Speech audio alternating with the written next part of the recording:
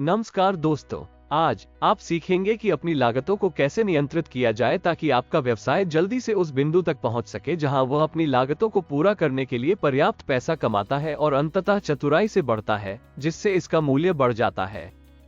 सरलता के लिए मान लीजिए कि मिलेट सेमिया का एक पैकेट, जिसे हम 1 यूनिट कहेंगे, उसकी बिक्री कीमत ₹100। जब आप सेमिया की एक इकाई 100 रुपए के लिए बेचते हैं तो सामग्री की कीमत 50 रुपये होती है।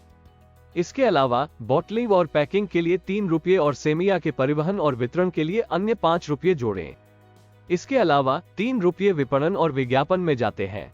तो आपकी परिवर्तनीय लागत, जो आपके द्वारा बेचे जाने वाले मिलेट सेमिया की संख्या के साथ बदलती है, मिलेट सेमिया की प्रत्येक इकाई के लिए लगभग 61 रुपये है। अब आइए उन निश्चित लागतों पर नजर डालें जो बाजरे की सेमिया की कितनी भी यूनिट बेचने पर भी एक जैसी ही रहती है। जब आप बाजरे की सेमिया की एक यूनिट 100 रुपये में बेचते हैं, फैक्ट्री की जगह किराए पर लेने के लिए 1.1 रुपये अलग रखें और बिजली और पानी जैसी सुविधाओं के लिए 0.9 रुपये और अपने कर्मचारियों को भुगतान करने के लिए 5 रुपये तक अलग रखें, यदि आप बाहरी श्रमिकों को काम पर रख रहे हैं। यदि आप ऋण लेते हैं तो आपको जो ब्याज देना है उसके लिए अतिरिक्त 1 रुपया शामिल करें। ये सब मिलेट सेमिया की प्रत्येक इकाई के लिए निर्धारित लागत के लगभग 8 रुपये तक जोड़ता है।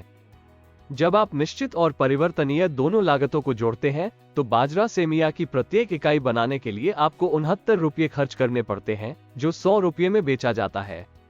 इसका मतलब है कि आप बाजरा सेमिया की प्रत्येक इकाई के लिए 31 रुपये का लाभ कमाते हैं। हालांकि आपको करों में 9 रुपये का भुगतान करना पड़ सकता है, इसलिए करों के बाद आपका लाभ लगभग 22 रुपये प्रति बाजरा सेमिया है। ये कहने का एक सरल तरीका है कि आपका शुद्ध लाभ मार्जिन 22% है।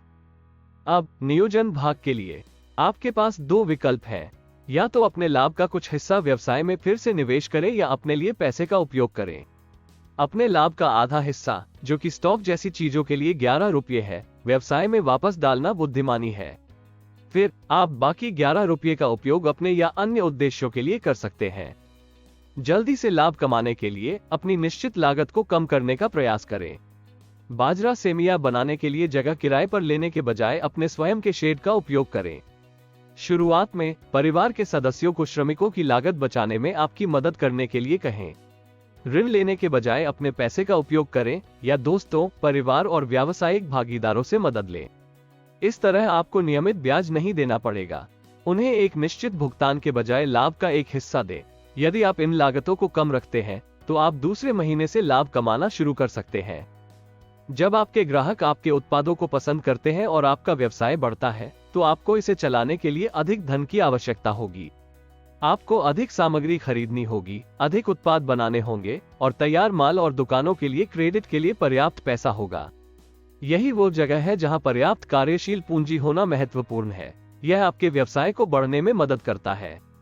आप इस पैसे को बैंकों या स्थानीय समूहों से प्राप्त कर सकते हैं, लेकिन अपनी कमाई का उपयोग करना सबसे सस्ता तरीका है।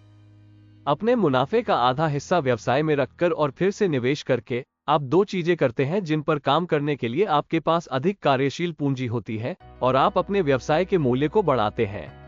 जब आप पुनर्निवेश करते हैं तो आप बड़े ऑर्डर संभाल सकते हैं और अधिक स्टॉक रख सकते हैं। इससे अधिक व्यवसाय होता है और इसके परिणामस्वरूप आपके व्यवसाय का मूल्य बढ़ता है।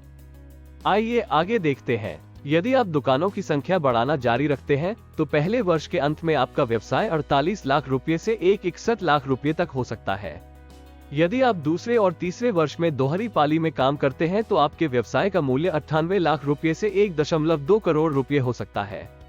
जितना अधिक पैसा आप अपने व्यवसाय में वापस डालेंगे, उतना ही अधिक क्रेडिट आपको मिल सकता है। जितना अधिक आप बेच सकते हैं और आपका व्यावसायिक मूल्य उतना ही अधिक जाएगा। All the best.